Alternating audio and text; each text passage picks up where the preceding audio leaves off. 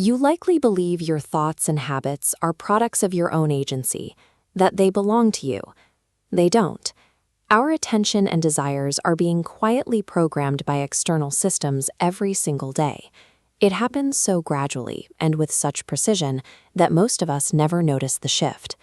Historically, control was a matter of physical force, armies and walls used to keep people in line. But the modern world has traded the stick for a more subtle instrument. This chart shows how digital information consumption has scaled over the last decade. By overwhelming our processing capacity with endless scrolling and infinite entertainment, the system replaces physical coercion with constant distraction.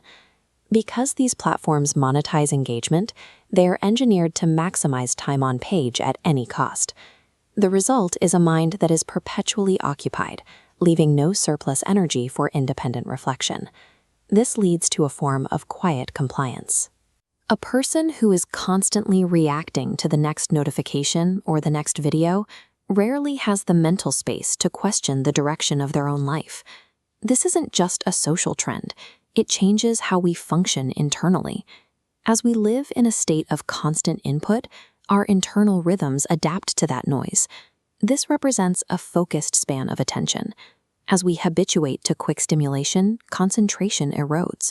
When our focus splinters into disconnected bursts, we lose cognitive endurance.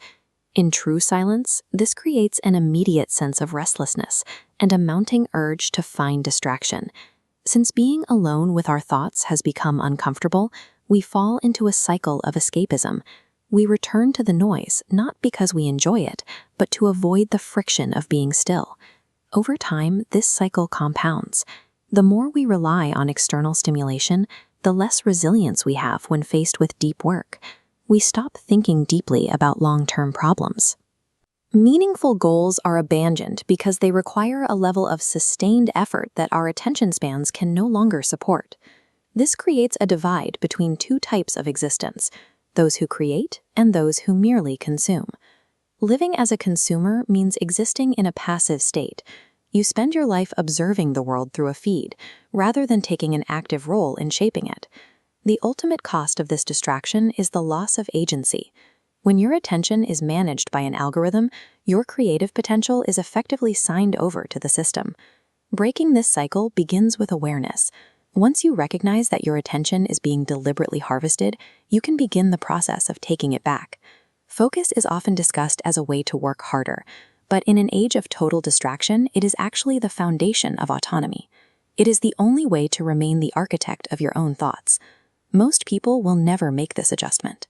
They will remain tethered to the algorithm, too mentally drained by the constant stream of data to seek an alternative.